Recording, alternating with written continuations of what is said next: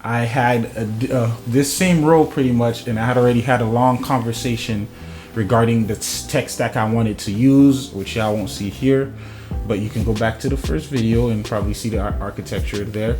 And I lost that chat entirely because I didn't save it. I wasn't signed in.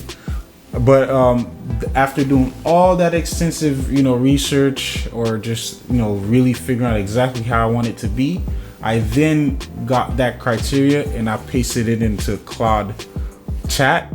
What's up, everyone? I'm Mark Bastian, engineer, creative, and founder of MyAutoTab, a vehicle maintenance app that helps you keep tabs on every vehicle you own, set service records, reminders, manage your documents, and more. These videos follow my journey building this app from ground up, and also the tools I'm using to move quickly as a solo founder.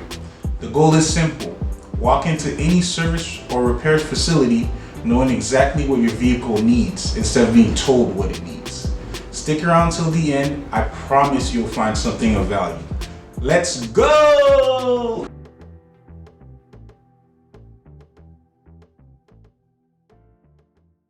Welcome back to the channel. Today on episode 4 of this mini series, I'll be going over my AI workflow along with how I am using Claude Chat along with Claude Code to build out the application via assigning it roles, as well as how I'm saving on token usage and that sort of thing. We're going to start off with a couple of the roles that I assigned early on to Claude to assist me in Claude Chat, in this case, to assist me with the initial foundation of the application. So overall, my thought process has been, if I can set up a really good foundation that kind of checks all corners and bases really well, then I can start coding and feel more at ease, and that should be a quicker process. So regarding technical debt, I'm not over here rushing to build out the application, leaving little loopholes or just holes in general left and right that I have to now go through a backlog to resolve, and it further delays the minimum viable product. So let's go ahead and start with a role that I gave Claude. In here, I pretty much told it to act as someone who's very well versed in creating product templates, particularly for software engineers, based on what the company's goals are. So as you can see here, I'm asking it to walk me through creating an initial one-page product specification document. This was because I'm trying to treat this as if I'm running a company where I'm working with different teams, right? Like the product manager, the IT operations, software engineers, full stack in this case, UI UX designers, and our marketing team, let's just say, right? And so what I've done is pretty much created roles for each of these sectors, more or less, and there to serve as my experienced advisors, so that way I can, one, they assist me in building out this foundation, and two, kind of in terms of project management, keeping me on track on my deliverables as the full stack software engineer of the company, right? That's how I'm treating it. So over here, Claude is telling me, yes, this is what we'd like to do, and I'm providing Claude Chat, not Claude Code, Claude Chat, that I want. And then from there, Claude Chat created this for me. This was the first draft of the product specification. So we're gonna go ahead and take a look here. It's just saying how I want to build this application out. We're gonna start web first, then we're gonna move to mobile. But before we can move to mobile, there's a couple things that we need to accomplish. In this case, these are the core features. So the vehicle profile, where you can see it, you've already seen that in the previous episodes, but we have to add the service reminders, the service logs, DIY maintenance guides potentially, as well as exportable maintenance report feature, right? So those are, again, this was the initial draft, so it may be subject to change, but excuse me, this is overall what I wanted, to where if I need to speak to someone about what the goal is, let's just say a stakeholder, fictional, in this case, because I'm the solo dev, so I'm the stakeholder, okay? But pretty much we would, show this to them and explain to them this is where we're at. All right, so we built that out. And then afterwards, I went ahead and planned out exactly how I wanted to build out the app. You may have seen some of this in the first episode. And this was just me making sure that I'm building out this project in the most modern way, from what you'll typically see in development environments. So if anyone else would like to assist me moving forward in the future or whatnot, they can already be used to some structure that's familiar and it's current standards, right? Unfortunately, because I was using Google AI chat or Google search in AI mode on my laptop, I had this same role pretty much, and I had already had a long conversation regarding the tech stack I wanted to use, which y'all won't see here, but you can go back to the first video and probably see the architecture there. And I lost that chat entirely because I didn't save it. I wasn't signed in. But after doing all that extensive, research, or just, really figuring out exactly how I want it to be, I then got that criteria and I pasted it into Claude chat. And from there we built out this right here. So this is where I provided Claude with its role and how it's going to help me. So I want to make sure I'm acting as a student when I need to be. So I can always ask, if I have an idea, I can ask Claude, as my full stack Claude, hey, this is the idea I have. How would you go about it? This is how I'm thinking about going about it based on, XYZ. What would you recommend? What is the latest trend? And that has been very helpful in helping me plan out initially before I started coding anything. That was the first or the second role. And then let's go ahead. I'll show you over here. I went ahead and provided Claude with a UI UX graphic designer role to assist me in the brand direction of the company. So you are a UI UX graphic designer, and this is leading experience, creating beautiful responsive web and mobile designs, ... right?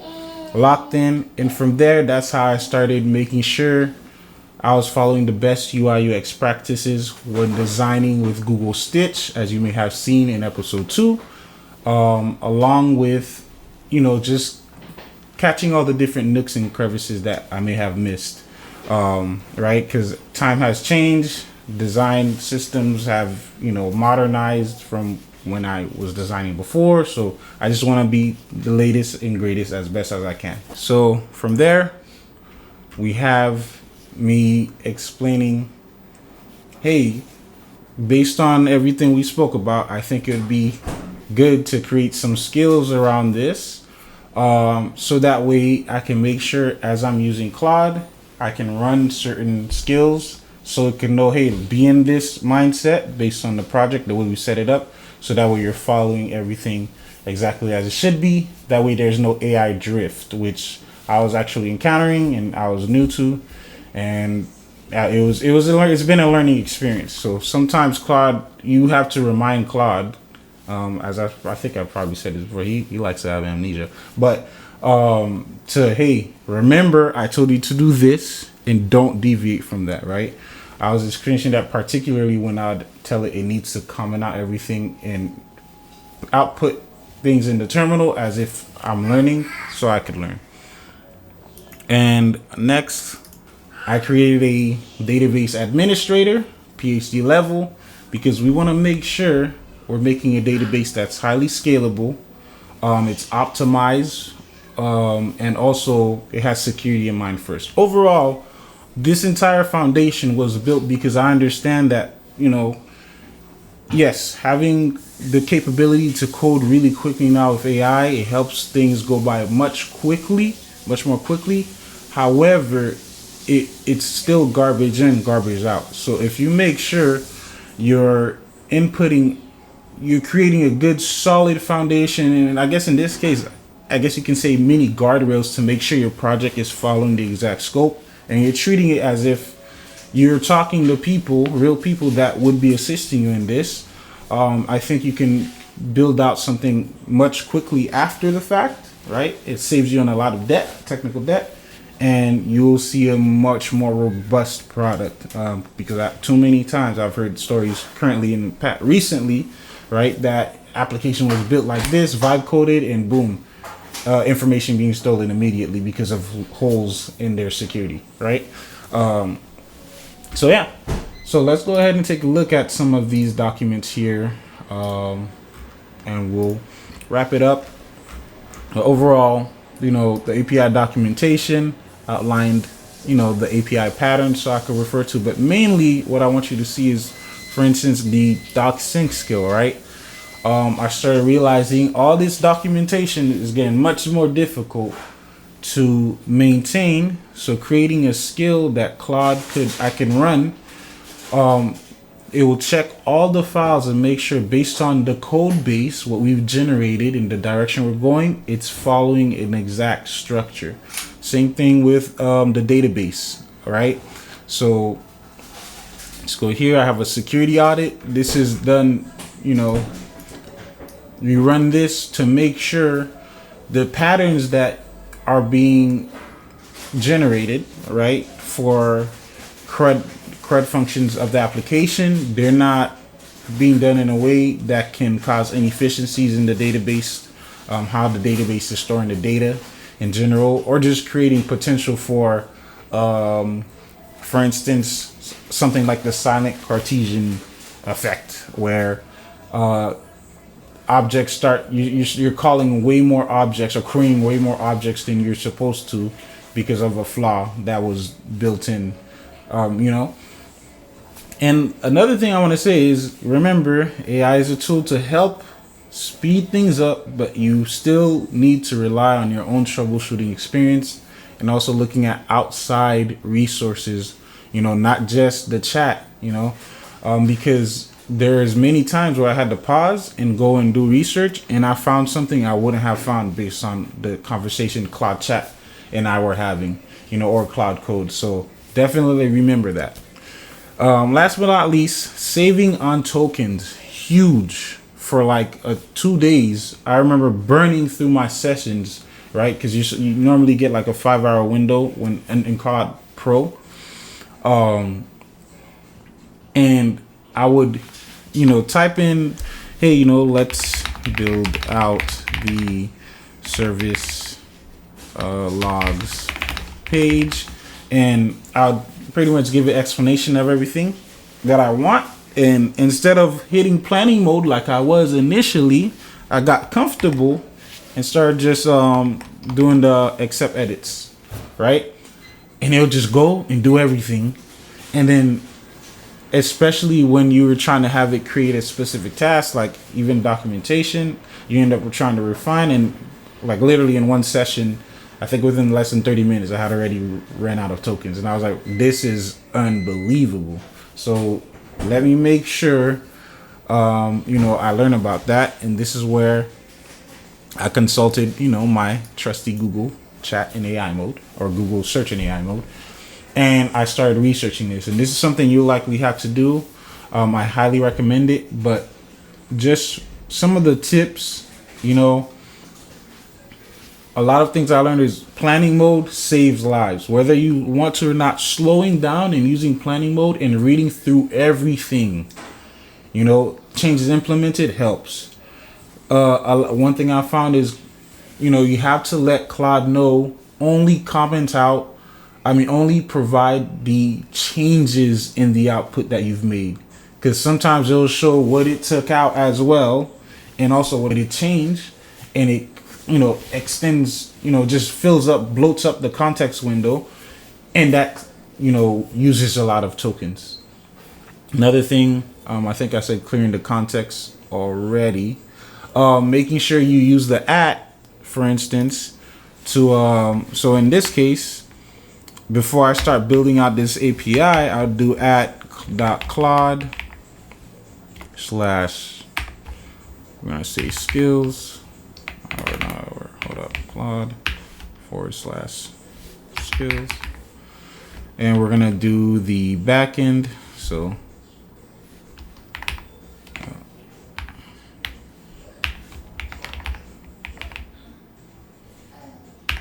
and we'll target that backend pre-implementation audit. So this pretty much makes sure Claude gets in the mode that it's supposed to. That way it remembers what we need to do before we implement a backend, and everything's following what it needs to. Let's go ahead and click into this real quick.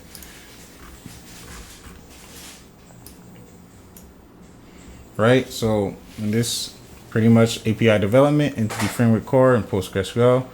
Trigger this skill before writing any new backend code, controllers, services, repositories, middleware, and after completing backend changes for a quality audit. Also trigger when the user asks to review backend code.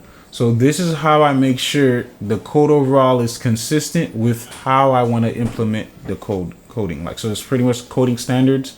And I've built out these files using Claude Chat to assist me based on the needs that I'm realizing I want, right?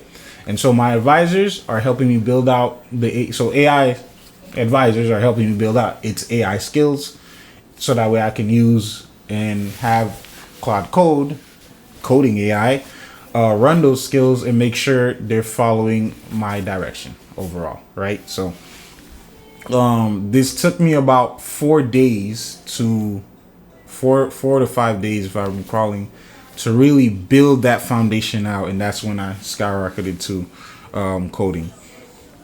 And so making sure you're choosing the file, right? And in this case, it could also be choosing, for instance, let's say we're working on the front end and we want to target a specific thing. Just go to components, vehicles, right? I want to change something in the add vehicle modal. I can actually go through and select or point Claude directly to this page here and let it know what needs to be changed. And this saves a lot of time, because if you're not guiding it, it will start reading the entire project directory, and sometimes it will reread it even, so you have to remind it, hey, don't read anything unless it's completely necessary.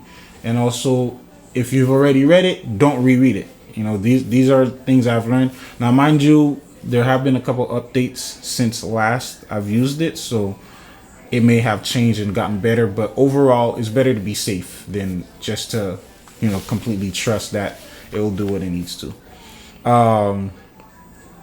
I can definitely in the future, if y'all want, create maybe a guide or something that can help regarding saving tokens usage, so you can maximize the most that you can out of a session when using Claude Pro. And same thing with using any other of the tiers. But yeah, thank y'all for tuning in. Let me know what y'all think. Like, comment, subscribe if you're enjoying the content, and definitely I'll see you on the next one.